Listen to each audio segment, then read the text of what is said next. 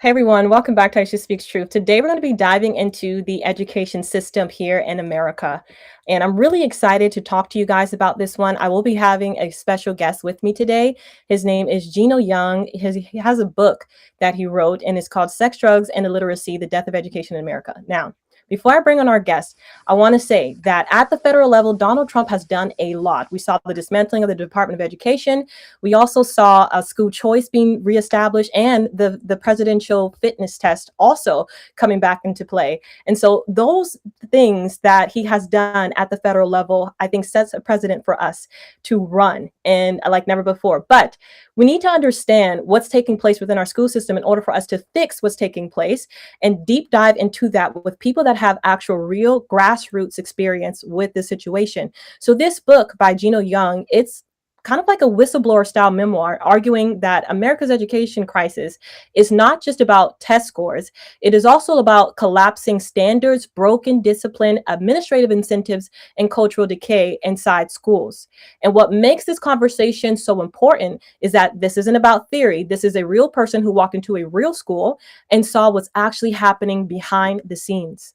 Gino is a Chicago native. He spent a year as a substitute teacher in the Chicagoland school system, and what he experienced actually shocked him enough to write this book that we're going to discuss. So this is his firsthand account, not policy theory, not statistics, but lived experience. So this is not someone sitting outside the system criticizing it. This is someone who stepped inside and said something is seriously wrong and we need to fix it. The book centers around a suburban Chicago area school, Hillcrest High School, located in Country Club Hills, Illinois. It's suburbs of Chicago. Gino describes it as a school with a notorious reputation and long-term mismanagement. So this isn't just an inner city stereotype conversation. This is about what happens when dysfunction spreads beyond the city and into the broader system. So, according to Gino's firsthand experience, the book highlights classroom chaos and lack of discipline, students far below grade level literacy. I've seen this myself in our school systems here in South Carolina. Teachers and administrators who are checked out or protected by the system, administrative pressures to ignore problems instead of fixing them, and a breakdown of accountability across the board. So, what he's describing is not just struggling schools, but a system that, in his view, is actually enabling failure instead of correcting it. So, before I introduce my guest today, I also want to bring to your attention that he was also just featured on Lord Trump's podcast last week to discuss the very book that we're going to be talking about today. So, Gino Young, thank you so much for being with me. How are you? I'm doing very well. Thank you so much for having me. Yeah, I'm very excited to dive into this book with you and just discuss your experiences. So first, I want to give our audience a little bit background about yourself and kind of go through a little bit how you even got involved in the as a substitute teacher. So can you share a little bit about that? Absolutely. So I grew up on the South Side of Chicago. I actually was privileged not to go to Chicago public schools because my parents didn't want me in that environment. And I always sort of I knew why, but you never know until you know. So when I finally started to work into the system, I said, okay, I get it now. I understand why they didn't want me. I'm a product of that system. So I grew up on the South Side. I went to St. Albee School, went to St. Xavier University, and I studied music education and political science. And when I left there, when I turned 25, I ran for Congress here on the South Side. I was the youngest federal candidate statewide, one of the youngest anywhere in the nation. And I got almost 20% of the Republican primary vote first time around. No exposure, really just grassroots. So I did that, and it was very rewarding. I met a lot of great people, and I met a lot of bad people, but I mean, that's politics, so it is what it is. So I did that. And then after that, sort of in the interim, in those years that passed right after that, I sort of wanted to see what the education system was like because my mother worked in education. And, it was Joe Biden's America, and I needed to make a little bit of extra money. So I thought, hey, why don't I give it a shot? It can't be that bad, right? And when I tell you it was worse than my wildest imagination, I can't emphasize that enough. I honestly wouldn't wish what I went through on my worst enemy. It was just that bad. And what I saw was so horrific that it gave me the impetus to write this book. Wow. And so you got into the school system as substitute teacher. How did you end up at Hillcrest, right? Because there are other options that you could have Mhm. position yourself to take on. So how did that unfold? Okay, well, I ended up there because just to go back a little bit, my mother actually worked at that school previously in like 2017 and 18. She worked there until she was carjacked there actually. She was carjacked at gunpoint. And a individual, a young man, 17 years old, stole my grandfather's car that he left for her. And luckily, we found it about a week later. But and he didn't do too much damage to it. He busted up the bumper. But she worked there until that incident happened. Then she left, so she moved to a different district. But we tried to go into other districts, but we never heard back from any of them. There was always like a runaround. The district offices were really messy. They would lie to you. They would, send you this place, send you that place, and we felt like we were just getting brushed off. So we actually the only place that was accepting and wanted to bring us in and was calling like crazy to get us. And when I say us, I'm talking about myself and my brother because he also worked in that system. The only school that was, adamant trying to get help was Hillcrest High School in the system that we entered, which was the Bremen 228 public school system out in the south suburbs. So we could have worked in CPS, but we heard horror stories. So we didn't want to work in the city. So we thought, we'll work in the suburbs and it'll be better. But when I tell you it was the same thing, birds of a feather, I cannot emphasize that enough. Because from a demographic standpoint, when they destroyed the infamous Chicago projects. I'm talking about Cabrini Green, Robert Taylor Homes, and Allgill Gardens. When those were destroyed, they relocated those people who were in the city. They relocated all of them out to the south suburbs. So there was an entire demographic change that occurred within the last 15 to 20 years that we weren't privy to. So when we got out there, what we found were we were dealing with kids that were akin to city kids. I mean, these were essentially project kids just taken from one location to the next location, raised by the same parents that grew up in those areas, and unfortunately did not instill better values. That's why those areas out there, Country Club Hills, Dalton, Illinois, Markham, Illinois, Harvey, that's why those areas have gone down so much in the last 20 or 25 years because they imported new individuals and the neighborhoods have changed. But I said all that to say when we got out there, it was like culture shock. It was like, oh my God, this isn't the Country Club Hills I knew of when we would visit when we were coming up, as little kids. So, but that's how we got out there because they were really the only ones looking for work and they were the only ones offering us a steady 5 day workload. So first off, what I heard you say was that you kind of saw the dysfunction right at the top. As soon as you started to apply for the position, you saw a lot. You said it was very messy, even Oh yeah. so. Like I'm just trying to put all of it together. I'm like, dang, right at the very onset of you trying to get into the door, it's that messy. Oh yeah. Um, It yeah, it was like a harbinger of what was to come. I mean, it was like they were sending us every warning sign before we could even step one foot in the door. It was like every bell and whistle was going off. wow. Okay, so now you're at Hillcrest. I read the book, guys. I have the book on Kindle. You Mhm. can you Let's go ahead and let me put up the book right now, and if we can put that up, you can get it two places. It's on Amazon. You can get it two options, two methods. You can have it as in Kindle, or you can get the paperback copy as well. I have it on Kindle, so I'm just reading it on my phone, but it's a really good book. So in the book, you mentioned that you had the goal of getting some extra income in for a specific thing you wanted to do, and that was the goal. So it wasn't like a long-term thing that you wanted to do. It was like a temporary thing to get a means to an end. And then you started to see all the stuff that were taking place. So can you talk about I guess I'll get to this question, and then maybe this will help you unfold what I want you to get to. What made you decide I need to write this book? Okay, well, what made me decide that I wanted to write this book honestly was a friend of mine when I just would vent and tell him my stories, and he said, this all of this sounds like a pretty good book. And I was like, you got to be out of your mind. Me write a book, I just couldn't imagine. But then I started to think about it, and I realized that I was essentially journaling. I was writing down mentally in my head what was going on, and I started to put pen to paper. The next thing I knew, I had 50 pages, I had 80 pages, and then I had 100, 200 pages. But if there was one incident that really gave me the impetus to write this book that said to me, you have to write this down, it's the fact that I actually received a death threat when I worked there.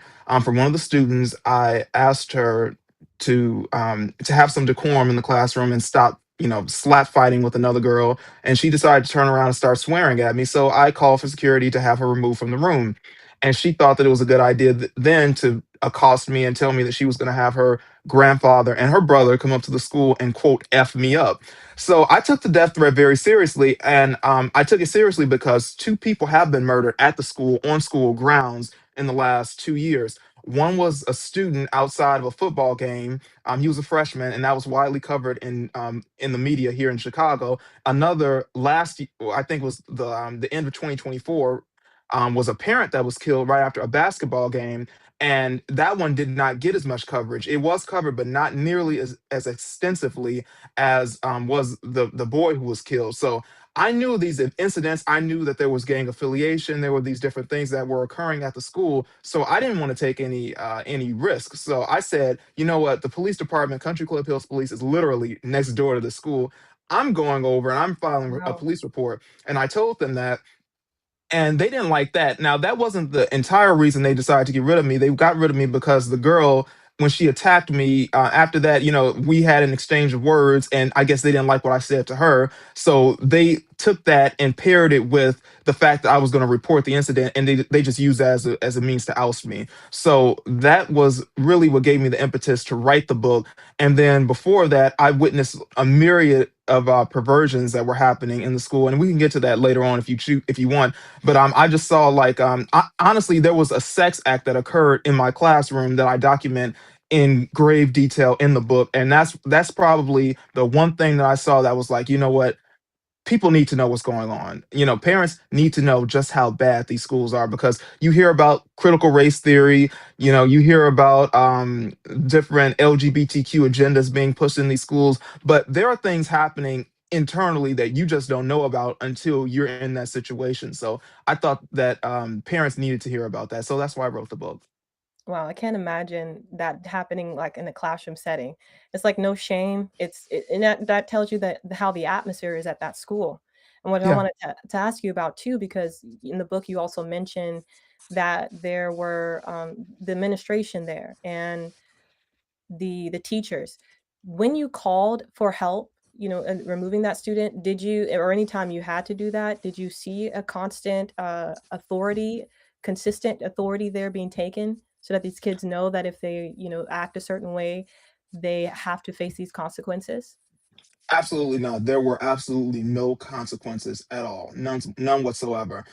They would send down, the most they would do was send down security, and then the security would extract the student from the classroom. They would put them into a room, I guess we could call it like the reset room or something like that, where they would just sit there until the end of that period and then go on to their other class. But it was a revolving door, and there was just no discipline, and there was no accountability. And the teachers would pull me to the side and they would whisper, and because they were afraid of the administration. Now, just to show you how screwed up the dynamic was in that school, the teachers were more afraid of the administrators and the deans than the students were, because the teachers would pull me to the side and say, you know what, it's just bad, and we thank you for what you're doing. We thank you that you're documenting all this, but from the top down, these deans and these administrators are not taking it seriously. They aren't following through, and there's no accountability. I had multiple teachers, black and white teachers, pull me to the side and tell me that. So that's what I saw from the top down, was just a lack of discipline and a lack of any modicum of decorum. And when I would try to institute that, I was the problem.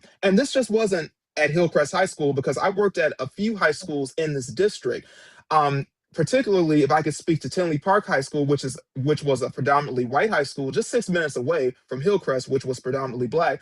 When I worked at Tinley Park High School, I sort of had a reputation after a while around there with the deans and the administrators, because they were upset because they said, quote unquote, I was creating unnecessary tension in the classroom. I said, excuse me, what do you mean? And they said that, and they called me down to HR. They had me sent to HR and everything, because they said that I was creating unnecessary tension in the classroom and I was rubbing people the wrong way in the dean's office. And I asked the lady who was over HR, I said, what do you mean? What are you saying? And she said, well, you're a little bit too strict with the kids. I said, too strict? She said, yeah, when you speak to the kids, it's like you want them to act a certain type of way, but you have to understand they're children, and we're trying to mold them, and they aren't adults yet. And she was speaking in all these leftist terms, and it was like someone just opened up a book of crazy social terms and just started just spitting out these platitudes. And she was just saying all these things about how they're just kids and how we have to understand that they're not gonna want to act a certain type of way, and you have to be lenient with them because we were all kids. Things aren't like they were when I was in school. Things aren't like they were when she was in school 30 years before that. So there was no accountability, but I was upset about that, and I was perplexed for a long time until I actually had a conversation with my grandmother, and she told me, you know what, Gino, you know what the issue is? It's not that you weren't doing your job. You were doing your job, but you were forcing them to have to do their job, and Yeah. they didn't like that because you, as a teacher, instituting discipline, instituting and stipulating order in an orderless system, you were showing them up. You were making them look bad. And that's something that they just couldn't have. And I bumped heads with the deans in that Tinley Park dean's office. I bumped heads, and I get into it in the book, and I don't have kind things to say about any of them. I bumped heads with the administrator, and it all led up to them actually sending me to HR simply for doing my job and instituting a modicum of decorum, telling the children, you aren't going to come into my room cursing and speaking like you're on the corner of 79th Street. No, we're going to have some order. We're going to have some class in Yeah. this classroom. But they didn't want that. Yeah. I taught in the school system, not as a substitute. I did teach as a substitute teacher, but it was in a private Christian school, so it was a little different. Yeah. But I did go to Title I schools here in South Carolina, and I taught as an abstinence educator for Heritage Community Services, and I loved it. I love their curriculum. They are actually the only curriculum I believe in the United States that's actually approved. It is backed by Christian values, but of course, in order for them to get approved by federal government, it had to be science backed. And so of course, it all goes together. But when you bring it to the federal level, they want to see science. So they they have all of it. All of their system is backed by science. 98% rate of kids abstaining after having the course, and it's just very empowering. And you encourage the kids. You believe in them. So when I was at these Title I schools, I remember my team, when we would go into these schools and we knew that it was a rough school. One of the things we would do is we would pray, and we were like, okay, God, because we needed to see we didn't want to become a part of the environment. You know what I mean? Like be as Yes. apathetic, or not see these kids for who they really are, and not be able to speak into their lives because I see a bad kid who's saying this and doing this. But we came in with authority, like God's authority, like this is who you really are. And in the same, and doing that, also calling out and saying there has to be order. Why? Because that's Yes. a biblical thing, and it blesses your life. The word of God tells us that if you with your teacher, for example, that if you, not to make their job harder, but to actually, be submitted to authority, unless that authority is doing something it shouldn't be doing. But there is an order, there's a way of doing things. And if you're not implementing that in the classroom, or they're probably not seeing that at home, of course, uh, then we're really not setting them up. And I think, let me know your thoughts on this. I have two questions I want to follow up with you on. Is do you think that these teachers are seeing, because you mentioned they say, oh, it's not how it was in my day. Agreed, it's a different time. However, the principles are always going to be the same. The truths Yes. are always going to be the same. So do you think that people hesitate, or teachers, for example, hesitate on exercising that authority, or seeing that the actions that these kids are taking, and them not necessarily upholding to certain standards, or moral standards in the classroom, is that's affecting the next generation in a way that they can't even measure? Or do you think that they just want to be complacent because it's easier to not push back, or it's easier um to just collect a paycheck and be done? Like, what are you seeing? What is the mindset of the teachers? Honestly, I'm saying a little bit of both. You do have those teachers who are there to collect a paycheck and who don't care, and then you have the teachers that coddle and just treat the children. Now these are 14, 15, 16, 17, 18 year olds, and you have teachers treating them like they're in fifth grade, like they're in second grade, speaking to them using terms like, and this is a direct quote, "my sweet little babies." I heard a teacher say that to 18 year olds in the classroom, was talking to them like they were in kindergarten. So you see a mixed bag, but also you do have those teachers who hold them into account and that wake up every day with a mindset stayed on making sure that these children are actually learning and are actually getting something useful. But I just found from across the board that there is a sense of apathy. There is a sense of a breakdown of standards, and not just standards from an academic standpoint, but also morally. And I told the story and on a podcast I was on the other day about how I was subbing in a Spanish room one day, and the Spanish teacher didn't even leave an assignment, but her room was just adorned with all types of LGBTQ Wow. propaganda. I mean, it was all up and down her desk. Her desk was literally graffitiized, if that's a word, just graffitied with bumper stickers of LGBTQ, and there were all these phrases on the wall. And as we know, Spanish is a gendered language, but she Yes. had like all these just amorphous LGBTQ terms all around the room. So the children are confused from the onset, and I deal with children who will come into the room and will tell me, I know you might see Johnny on the paper, but today my name is Mia. I tell the story in my book about my mother who grew up in the 70s and 80s. So she's not used to any of this new stuff, right? All this gender, whatever. So she was still new to subbing at the time. And a boy who she had known as, I think his name was Xavier, he came in the room one day and she was taking attendance and she got down to his name. She said, Xavier, and he raised his hand and said, "Oh no, it's Tiffany today, Miss Cannon." And she looked up and she said he was in a full dress, full makeup, hair, Really? eyelashes, nails, everything, and was like fluttering his eyes at her. And the look on her face, she said, was priceless. And the entire room just erupted in laughter because she wasn't used to that. She was literally taken off guard by what she saw.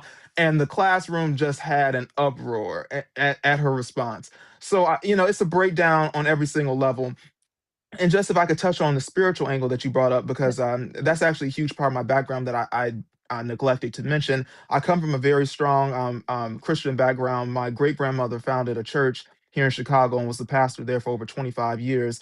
I grew up in that church. I was one of the musicians. I would sing and perform and play drums, and my brothers would play keyboard and bass guitar. So we grew up in a very strong Christian background. I have an entire line, come from a long line of reverends, cousins of reverends, and pastors. So you touched on the spiritual angle, and I met one lady there. It was a substitute. She was an older lady, but she said to me, because I was venting to her one day, I was saying, I just don't understand why these children, view me in this light. Why do they come in the room and think that it's okay to be disrespectful? Why do they come in the room and I can hear chuckling and like they're already just sizing me up? And she said, you know what it is? She said they can see the light in you, and the light in you terrifies the demons within them. And I thought that was such a powerful statement. I thought that was so deep because when you think about it, there's just this breakdown of morality and spirituality. And these children, when they see a young black male, first of all, there's a caricature or a perception of what a young black male in America is supposed to be, urban America is supposed to be, the way you're supposed to carry yourself, the way you're supposed to speak, even the way you're supposed to wear your hair. And when they see me, particularly the males, and I'm not like that, Yeah. there was like it was like an affront to them, and they truly felt challenged and they felt threatened by that. So they acted out and they Mm, acted in a way that they shouldn't have because they felt like I guess I was trying to be better than them or something like that. When mm. honestly, I was just holding myself to an esteem and trying to pass that on to them, but they didn't receive it. I think you hit on something too that I even saw with, my own with my family. I think and it's just a misconception. And like you mentioned, I believe that this is spiritual because that's how my husband and I conquered it. Um, Never in a million years did I think that I would marry a white guy. Hmm. It just wasn't on my radar. But when you are a Christian, you don't the Lord doesn't like he doesn't put us in categories like the world does. No. And we don't see things like the world does. Like we see it through his eyes, and he loves all of us. He created all of us in different ways. And what I fell in love with my husband was his heart, was his love for God, and his boldness, and the fact that even if you're his close friend, he will tell you the truth. If even if it cut, he loves you enough to tell you that. And that was his character. It was what drew me to him. And my family, even my family, was like really hard for them to accept. Like, wait, because we have my just to give some context, I'm African American, and my granddad is also Puerto Rican. So I also speak Spanish. I spoke it until I was like 9 when I lived with my grandparents, and then we moved out, my mom and I.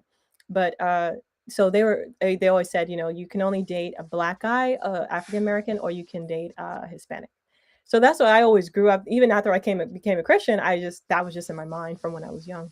But then my husband comes along. He's amazing. He's a white guy, and he ends up my family struggled to accept him. They even threatened not to come to my wedding. And what I Mhm. did to my grandma, who was very important to me, you know, in the Black community, your grandma is like important. Oh, So yes. I would say to her respectfully, and I told them I was respectful the whole process because I understood the spiritual dynamics. And so I told my grandma, I said, "You will light the unity candle at my wedding," and she goes, "I will not do that." No, I said, "You will light the unity candle at my wedding." And she did. And they love my husband now, like with Uh-huh. everything in them. "Are you guys coming to Thanksgiving? Is John coming?" You know, they love him. And he just loved them through that. He never, you know, said anything. And the funny thing is, on his side, his family never viewed me as that. I remember the first time I met his parents, they came to when they came down because they're from Missouri. They came to South Carolina, and he told them he was dating me. And at the time, he told them that he was serious about me, which I didn't know. He, you know, intended to ask me to marry him and all that. They knew. So when I first met them, they ran to the door of my house, and they were like, "Are you Aisha?" And they hugged me. I didn't even know them. They were like hugging me, and I was like, "Oh," and I was like, "That was Aisha." And they're like, "We're so happy to meet you." And they were amazing. I love my in-laws. They are awesome people. They love Jesus. They are awesome. But it was a little struggle for my family. And but now they came around. And even when I did the abstinence education in schools, I had to talk about my relationship with my husband, which with my church family, the way that we operate, and I'm trying to say that without going into so many details, but Mhm. the way that we hold standards, the way that we honor the word of God, the way that we wait for marriage, we, you know, those things, it was foreign to the world. It was foreign to people when I got out there, and I would talk about my relationship with my husband, and people would be like, "What?" Even on my TikToks, and I would talk about it. It garnered so many views, and people had so many questions. It wasn't rude or anything, but they were just. I think it was just like, "I haven't heard this. That you do this," you know. So, anyways, when we went to the schools and I would talk to these kids about relationship, because that was a part of the curriculum. When you talk about absence education, there's a part that talks about the type of man you want, because I taught the females. We split them up by male and female. So a male educator would be with the males, 'cause that's appropriate, and then the females would be with the females. And so I would talk to them about the man that they would want and help them to dream, and to like say like, well, what it could cost if you got someone else that was outside of that standard, not to set unrealistic expectations, but to Mhm. understand that you're worthy of love, and you have to be able to become that so you can see it. So like that's the things we talked about. And when I would talk about my husband, they would always ask me, "Can we see a picture of him? Can we see a picture of him?" And because I would give them details about how he treated me and things like that. And every time I showed them, I was like, "Yeah, yeah." I showed them a picture of my husband. They're like, "I knew he was white. I knew it. There's no way." And I was like, Oh, it was sad that they would say that, and I yeah. get what they're saying. I get it, because you know, if Mhm. that's all you've seen in the hood is if rough guys with, you know, Yep. mistreating, I get it. But there Yeah. are men that are black that actually do the same thing. Yes. It's just your environment. Right, that's all it So, is. and I had to get them to see that, like, you have to come out of this environment, and the only way to do that is people like you and I, for example, people that are willing to show them a different way, because you're in living a different lifestyle. So, and that's the way that they come out of that, is that you got to show them that something else really does exist, and they have Mhm. a choice at that point to choose the better thing. So I you saw that, and in your book, I want to get to this too, because you break down at Hillcrest specifically, Mhm. you said that there was that dynamic between there being, I believe it was like more white teachers than Yep. there were black, right? Can you go into that a little bit, and what you saw as how did that affect the students and the way that those teachers thought? Sure. So, and that's an excellent question. I noticed early on that a lot of the teachers that were white, not most of, not all of them, but most of them, I would say, were white leftists or white liberals, and these were of the worst kind. The type that Malcolm X spoke about, the type that feel like they have to ingratiate themselves with black people. And in doing so, they actually end up doing much more harm because instead of telling them what they need to know, what they should know, they feel that they have to manipulate and twist language and try to get down on their level just to make themselves acceptable. So down in ARC, which is in the basement of the school, which is where they dump the kids who are the biggest problems, who have done horrific things in the school. For instance, there was a group of kids who shot a sex tape in the school and tried to airdrop it over the Mm. airwaves to the entire school during school hours. Luckily, it was that one of the administrators intercepted it before it could go out. But those kids, instead of expelling them or even charging them with some sort of, creating child exploitation material at the school, they just threw them downstairs in ARC. So downstairs in ARC, it's run by a bunch of white leftists, and the way that they behave, I would notice they would do what they call code switching, which is, sort of changing their lingo or changing the way they spoke when they were around these kids. And I noticed they all were using like this southern drawl, but it was like a really really bad accent. Like if anyone's familiar with Hillary Clinton when she ran for president, and she got up in front of the black church and sort of took on like this persona, or even Kamala Harris did the exact same thing when she spoke down in Georgia. Uh, And they start, jive talking. If you've ever seen like the movie Airplane, and I noticed they were all stepping around there, and they had like this crazy accent. It sounded like they just stepped off of a Louisiana plantation circa 1853. And it was so degrading and so demeaning. And I was like, and the kids thought it was funny. They thought that the teachers were being hip. And I was like, you all are too unintelligent or ignorant to understand that these people are insulting your entire existence right in front of you, and you think there's something to joke about. And I was insulted by it, but that's just the way that the teachers would act. And if they weren't doing that, if they weren't code switching and jive talking with these black kids, they were going out of their way to make things easier for them. They mm. were trying to make things easier, and they would either they were giving them Snow White. Now they were in seventh, they were in ninth grade, but they were reading Snow White and the Seven Dwarves. They were doing coloring books, Oh and my this is in an gosh. English class. They were giving them coloring books and Snow White and the Seven Dwarves, and you're a 14-year-old. So it's just ridiculous. But the black teachers, I will say, they were a lot more strict because they understand what's out there, what young urban black children are truly up against. So Yeah. they would give them more strict tutelage. And I dealt with one teacher in particular, and I believe she was on her way out retiring, but she was very strict, and she would tell them, okay, we're learning today. Get off your computers, put down the laptops, put down the iPads, take your hoods off, take off the headphones. We're learning today.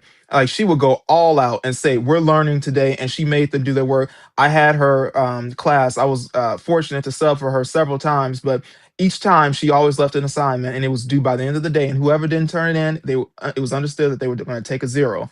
But she really had a modicum of decorum in her classroom. And she would speak to my brother and I, and she would always tell us, and it's sort of poignant looking back on it, but she would always tell us, you all are too talented for this. Education in America is declining. I've been working here 30 years, and I can tell you that it's definitely on the decline. And with new leadership coming in the coming year, it's only going to get worse.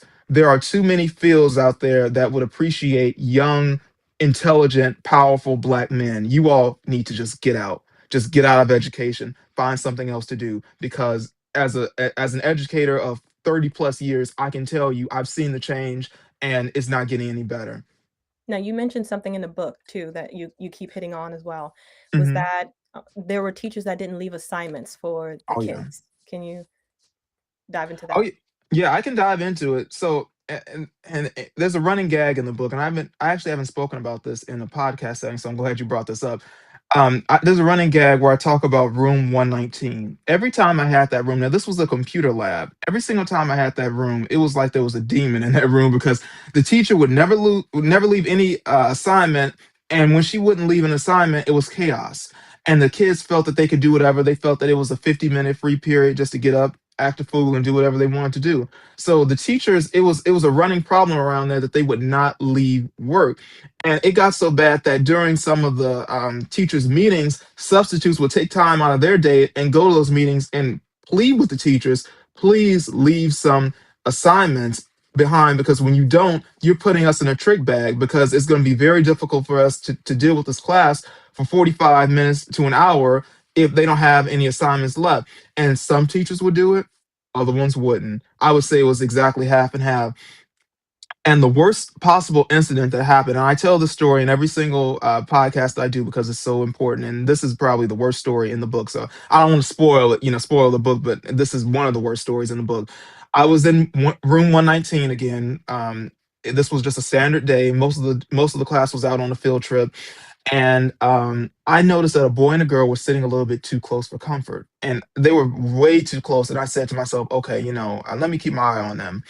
Then, as I went on through the period and I began to look at them some more, I noticed that there was like motion going on. I was like, wait a minute, now that cannot be what I think it is. I know better. So I grab a piece of paper off my desk, I get up and I, play it off like I'm going to throw something away in the garbage. So I go throw the piece of paper away in the garbage. They stop moving. I said, okay, maybe that's just me just being hypersensitive, whatever. So then a couple of more moments pass, and then I notice the boy gets up from the girl's left hand side, goes over to her right, and the next thing I know is I just see motion, like, and I can see the girl's hand just like going up and down, up and down. And I said, "Oh my God."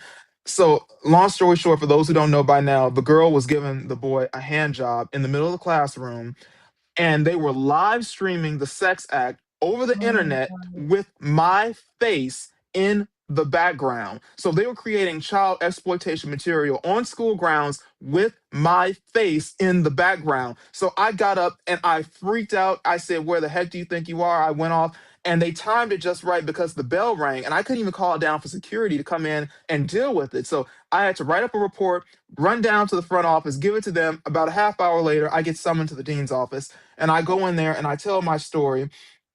And it's two administrators in there, and one of them is sort of just looking down. The man that's in there is just looking down. And the woman, she looks up at me and she says, "Oh, well, we've never had anything like that happen before." And she had like this really, silly look on her face. And I look over at the man that's standing in the room, the male administrator, and he's just shaking his head, looking down because he understood that and remembered that the year prior, children shot an entire sex tape in the basement of the school. So he's like, "Yeah, this, I don't see why you're so surprised. This is the rule around here, not the exception." So that's just one of the things that I witnessed around there, and there was no repercussions, there was no accountability. The school thought that the best way to deal with that was to simply take the girl out of that class, and the boy, they let him go home. They called his mother up to the school and released him 30 minutes before the school day ended. And to my knowledge, they swept it up under the rug. There was never any accountability, no true repercussions whatsoever. Now, can you see the difference in, or just share with us what you see in the difference when you have a liberal mindset in school and how that actually plays out in behavior and in practicality versus when you have, like, we're Christians and you come in and you, because the word of God tells us to have vision. So even though, like, for example, I wasn't a teacher, I was an abstinence educator. I came in, depending on if that was a middle school, I came in for 2 weeks. If it was high school, I came in for 1 week. And that's all the time I had with these kids. But since I understood how impactful that time needed to be, I came in with like vision, like I want these kids to get it. I want them to understand. And even when I did substitute for the private school as a Christian, I there's a standard, and I want Hmm. them to understand that I'm reinforcing what your parents are teaching you at home. That is my job. And so, and of course the academic part of that too, but in character wise, it's reinforcing what they know to be true. So there is that, right? There's you Hmm. mentioned, and I think we both mentioned that moral, the behavioral, even the leadership. Like my mom, and I'm speaking about she's my pastor as well. I call her my mom, because she almost like raised me, but she she is a woman that raised me to be very excellent in dealing with people. So I have to, like, if I tell you I'm going to do something, I'm going to be there. I have to honor that word, and even if I'm super tired and it's very inconvenient. If I'm at a school, I understand that I'm there for a purpose, right? I'm not in those kids have a purpose. And I understand that what I do and don't do, or what I allow, um, that has consequences, right? These kids, I have to see what they can't see, and believe for them when they can't believe. So Hmm. there's that what the Christian brings, and then we took out, praying in school and all that, but there's that aspect of what we bring, which comes with authority. It comes with reason. It comes with common sense. It comes with vision. It comes with logic, and it comes with encouragement and all that. of what could be, right? And then there's this what you mentioned is like you mentioned liberal, right? Mhm. Mindset. What how can you I guess my question is, can you break down from your experience the differences between those two and how it affects the environment or even the leadership of a school? Sure. So, I actually the only experiences I have are the experiences that I had when I was working in these schools, and the only thing I can compare them to, is the Christian private schools that I was fortunate enough to go to. So, as Christians, we stand on eternal truths. The Bible is the bedrock foundation of every single thing that we do. So, we have eternal truths that don't change.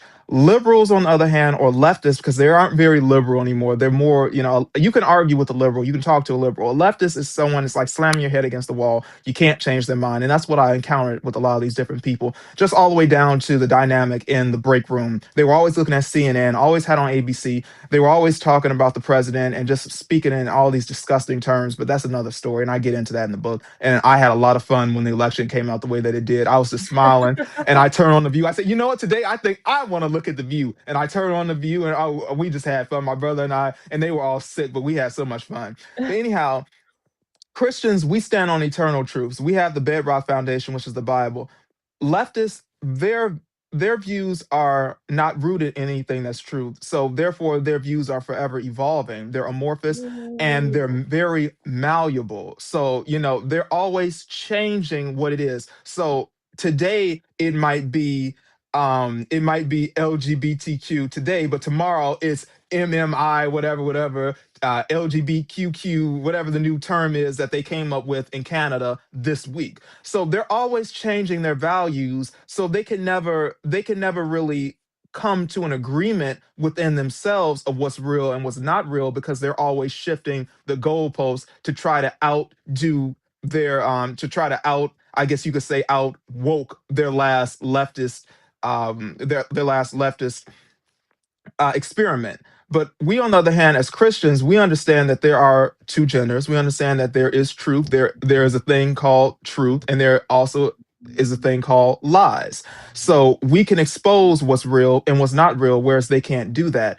And I think that's probably the most powerful thing that I can remember from when I was coming up in school, was just understanding the fact that I had teachers and I had godly people around me that could tell me what was right and what was wrong. But today, these teachers, even if they feel in their heart, they feel uncomfortable, or they're frightened or threatened to come out and speak truth, and say what's real and what's not real. They have to validate these children. I tell a story in my book about a kid who, it's a boy who identified as a trans two spirit vampire.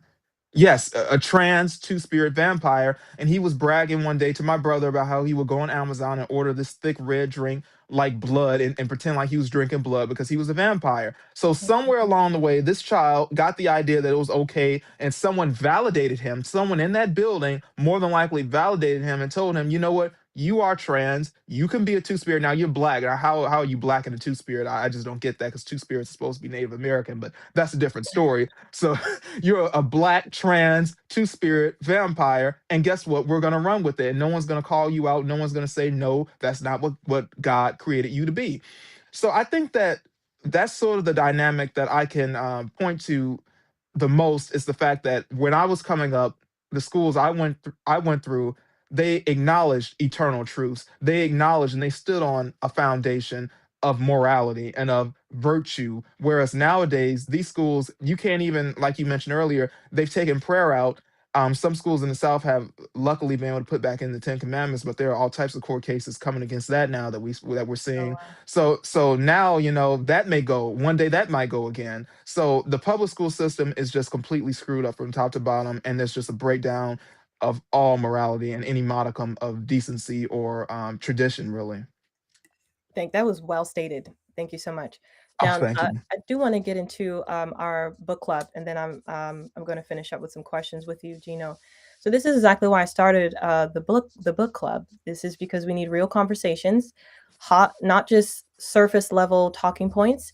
So if you want to go deeper into topics like this, actually read, discuss, and think critically with us, join my subscriber community where we meet once a month. We're having conversations just like the one we're having right now, but deeper. You'll be able to connect with experts and grassroots warriors like Gino will be also joining because we'll be doing his book in a few. And we will also offer discounts on merch, and you'll be able to grow with a healthy community where you can share your thoughts and grow as a Christian conservative in this fair. So if you'd like to join, you should be able to see that information in the show notes. And if not, you can find it on Aisha Speaks Truth on Facebook, depending on where you're watching from.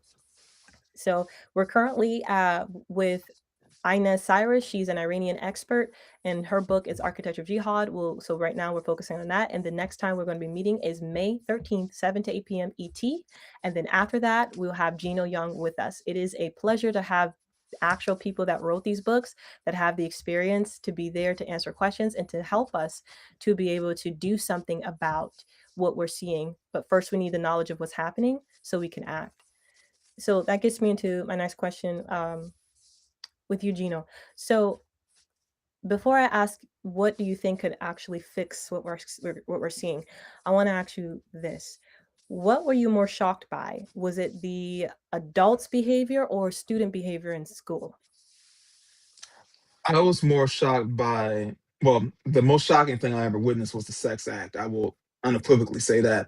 But I will say I was more shocked by the fact that there was no accountability. The fact that the adults who are supposed to be, the standard bearers of the school were very apathetic and couldn't have cared less. They were like, oh, well, just another day here and just move on by. And when you try to call it out, you're the issue. Like when I worked at Tinley Park High School and I tried to call out the fact that children weren't behaving correctly and I was the problem. I was called a troublemaker. I got sent down to HR and they were mad at me. The deans were mad at me because I was basically exposing them for not doing their job. So I was more surprised and more shocked by the way that these adults are acting, far more than the children, because children will only go so far. They'll go as far as you let them. But Mm. these adults, they actually hold the cards, and these administrators refuse to do the work and they turn a blind eye.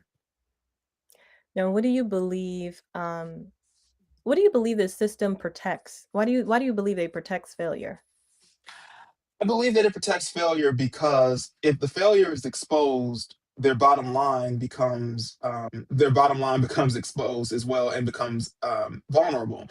I get into numbers in the book, and I'm talking about monetarily now. Just to send a standard child to school in Illinois is approximately $21,000.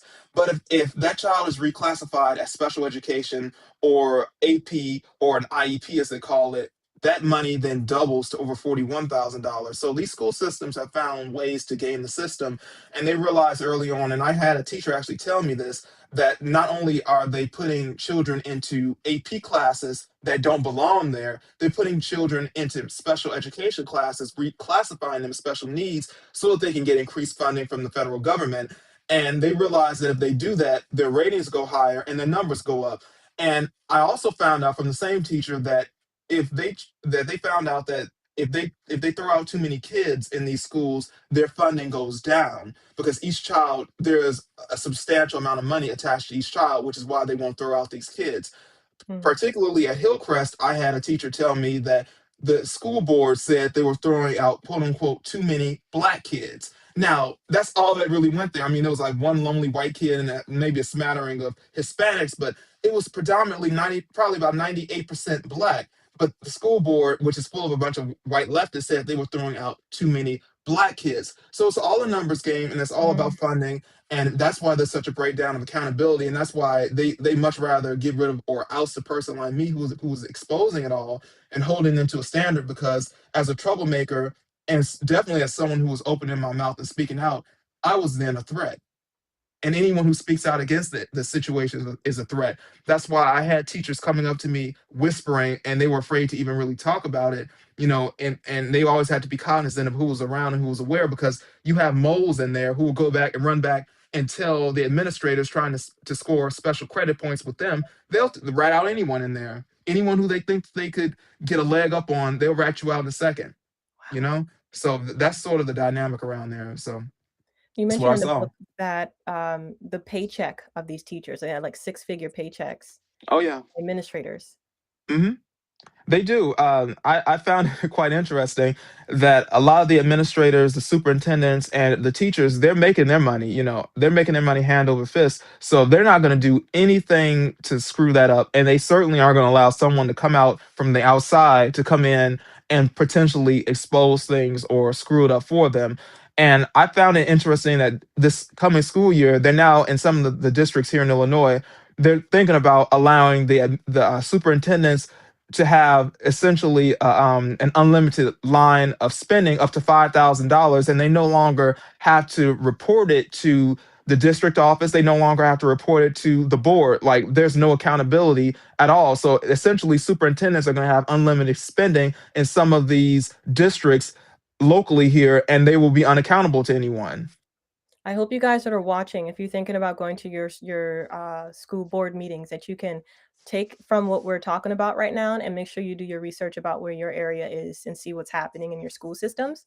I love what Gino is exposing right now because he's actually giving you guys real details on what to look at and basically following the money trail. It seems like one of the core things that we are missing here. Of course, that lack of leadership, but that probably comes with the fact that they're liberal thinking and that the lack of accountability, like we saw, for example, in Minnesota, um, when it comes to the spending. This is great. So, who is responsible? And then my last question for you, I'm going to leave that to the last question because I think it's a really good question on how we can move forward. But before that, who is responsible? Do you think is more responsible? I guess to say schools, parents, culture, or policy, or all? What do you think?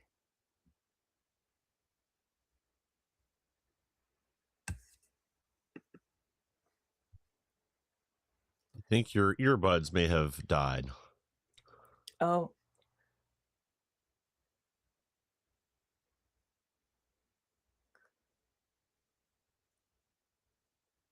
you could do, I guess you can click on your settings at the top and then switch it to the default setting of your laptop. I'm texting him right now. Thank you, Mike. Hold on, guys. We're having a little bit of technical difficulties. Oh, David Witz has a question too. I will bring that into the conversation, David. And then Jake, I see your comment as well. And I agree with you that it is unfair to those that want to learn. And Timothy Fable, thank you so much for the stars.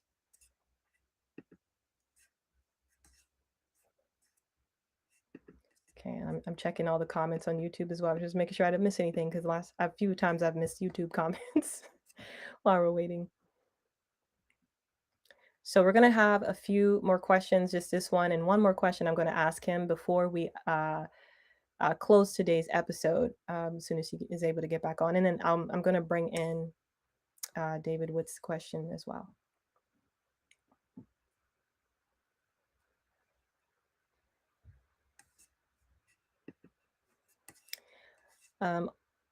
He is frozen on Also, my end still. okay. Has not replied to the text message. Okay, he's probably trying to fix it.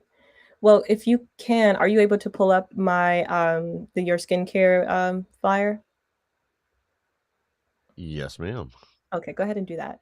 So, guys, if you are or have a wife or a significant other who is into skincare and you would like to do something nice for them for Mother's Day, consider this. Your Skincare is a brand that I've been partnered with since 2023. If you guys are unaware of my background, I started my social media as a beauty and fashion creator. So I have a lot of partnership with different brands. That is how I basically make my main income. So this brand I've been working with since 2023, and they make all of their items here in the United States. Everything is natural. You can even use their options when you are pregnant, which I believe says a lot about a brand if you can use it at your most sensitive time in life as a woman. So I use their products, of course. They were the only brand that I used when I was pregnant with my daughter last year because I knew it was safe. And they have great customer service. They ship within 1 to 3 business days. So if you go on the website, you will not be missing anything that Amazon also provides. except the fact that on the website, if you see that the link in the show notes, or if you want to screenshot it and then, type it in, you can do that too. But if you go on the website and you use my code, what that will do is allow you to have free shipping. You'll get free birthday gifts and then also free refills. Their items are amazing. For example, their night cream is one of my favorites. My audience on TikTok loves the night cream. It's an expensive side, but it works. Okay. It's like 70 something dollars. But that night cream will it'll help with fine lines, wrinkles. It is great hydration, it has squalane in it as well. And this right here, I love the little push little thing that it dispenses the amount that you need, so you're not wasting product. They thought about all of that. So that night cream is a very, very simple thing you can use, and it literally targets like multiple different things in just that one cream. Even it has peptide in it as well, and niacinamide, so that helps with brightening and even in skin texture. So you can that is one option you can have inside your kit, and you can get a great discount on that. That is one option. They also have both skincare and makeup drops, so that are all clean. So you can check those out. So if you hit the link, you can go to the website, and it'll give you those perks along with your purchase. You'll get a discount. If you want to shop on Amazon, you can also do that too. The discount code, I believe, is Aisha 15 off, Aisha 15 off, and then you can get 15% off of the purchase, okay, on anything that you purchase, whether it's their kit or it's one simple product. So if you would like to check that out for a loved one in your life, then you can. This is both female and male, depending, I guess, on the product that you get, of course. So check those out. I think those would be an awesome gift to give. I love their products. And do we have Gino back? I believe we have audio, but I'm having issues getting the video in. Okay. Gino, can you hear? I can hear. Can you hear me? Yes, we can hear you. I just think we don't have your Okay. video. But it's okay. Okay. Let me. I don't. Yeah, it was okay until like it was like a spam call that came through and it just blew up like everything. Did Um, you come out and come back in? I did. Maybe I should try that again because it's just black. Okay. Yeah, why don't you do that? And then if it doesn't work, that's fine. We'll just continue to move on. Okay, I'll be right. Okay, cool. All right. So in the meantime, there is another sponsor I want to share with you guys. This one is jacemedical.com. I think we have a flyer or something you can put up. Well, I'm not, but we don't have to do the video, but jacemedical.com is a website where you can go on to get prescribed medications from actual doctors. And this is a way for people that like to have like a stash, and just in case you have those natural disasters or anything happens like that, and you want to make sure that critical medications you need, like for example, insulin, albuterol, etc., you have on hand, and you don't have to wait on FEMA, for example, or a medical doctor to give that to you, prescribe that for you. So this is a way for you to have those medications on hand. Now, what I love about this is the way that they streamline their process. It's very, very easy. If you go to jacemedical.com, make sure you use my code, because that code is going to give you a discount. What you can do is you can go through the website and select the medications that you need. They even have a little kit, and they discounted it already as well, so you can take advantage of that. Select the items that you need. It'll also ask you about any allergies you have, so you stay away from those items. And then it's really easy. You don't have to submit anything for proof necessarily. So if it's simple medications like that. And what they do before sending it out is they will also email you, get in contact with you to make sure that the products you order are correct, that they have your allergies, things that you're allergic to, not a part of the formula of those things. So that way, it's actual doctor that's reaching out to you to confirm those things, which is awesome. And then once that's a go, they send out your product, and you just get everything right there sent to your home. So you never have to leave home. Order it right there online, sent to your home, and now you have a stash, and just in case you need it.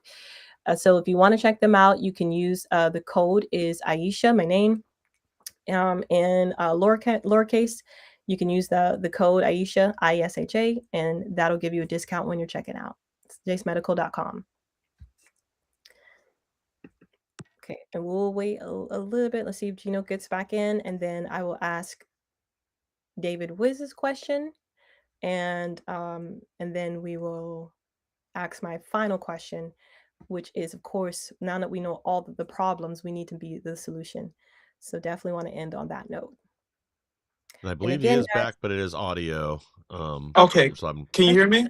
yes, Okay, I'm sorry. I don't understand really what happened, but it's okay. All right, so I let's get to David Wiz's question. I have a question from a follower or a listener. He said, would it help to abolish all teachers' union? yes, that would definitely be a huge help. The Chicago Teachers Union, just speaking locally here, 41 they raised $41 million last year, and of that money only about 18% of every single dollar raised went into the education system. The rest of it all went to political pet projects. So the teachers unions do a terrible disservice to the students, and actually the Chicago teachers unions have been under an audit, and they're actually under investigation because for the last 5 years they did not release their audits. So for the last 5 years we didn't know exactly what they were doing with the money, where it was going, or what was happening. Mm, And it's not until they were put up under public pressure and scrutiny that and court cases, like legal trouble, that they actually released those audits for the last 5 years. And it was so bad that that Congress now is actually involved. And Congress, they want to have a direct inquiry their um, into their finances, into the finances of Chicago Teachers Union. So that was an issue, and one of the biggest problems was that anytime any of the members or any of the courts would raise questions and ask, we want some transparency, let us know what's happening, they would get upset and they would say, they would cry racism. They would say it was a racist dog whistle because the leader of CTU, Stacey Davis Gates, is a black woman. So they were saying, "Oh, you're doing this because she's black," and they tried to do that to mm. shut down speech and shut down any type of Yeah, they label you. Yeah. yeah, any type of dissent. They want to shut it down. So they're now going to be under a investigation from Congress, and they actually found that they lied to their members. They said that they were under a continuous audit for the last several years. They lied to the courts, but at the same time they were reporting to the IRS that they were no longer under an audit, that they had completed all of their filing and all of their forms. So they were just they've been caught in a myriad of lies. And to answer the question, the teachers unions are a huge problem here locally, and I'm sure they're a problem everywhere.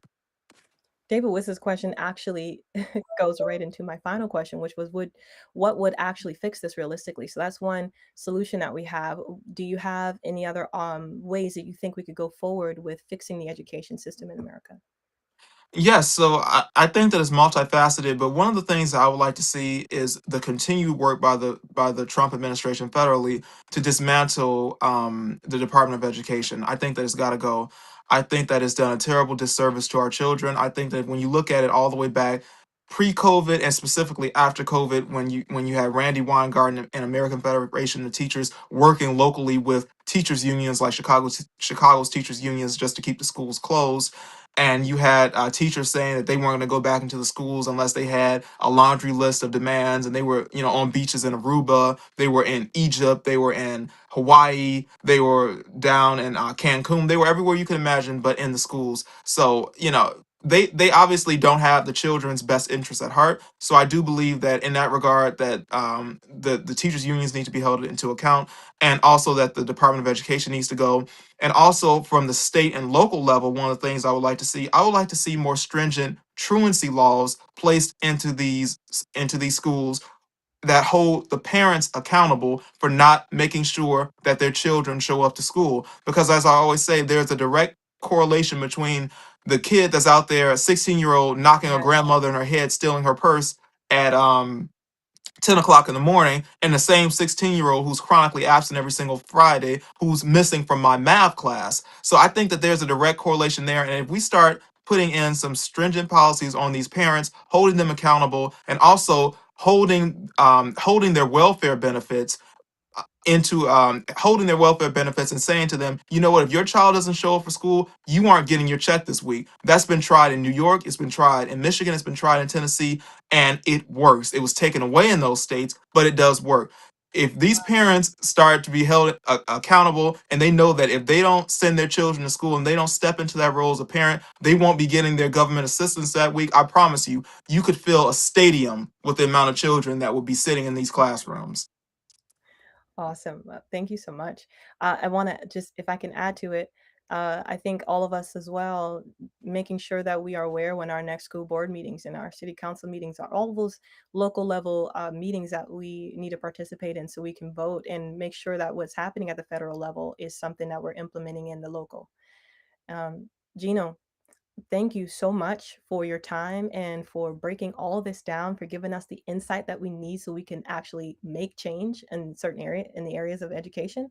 And I do look forward to having you a part of the book club so we can go a little bit deeper and you guys can ask your questions there. So if you have not subscribed, guys, make sure that you do that. Make sure you go ahead and get Gino's book too, because that's what will be necessarily the driving force to give you more context, because he goes deep into that in his book about the issues in our education system. And as you can see, it wasn't just one school.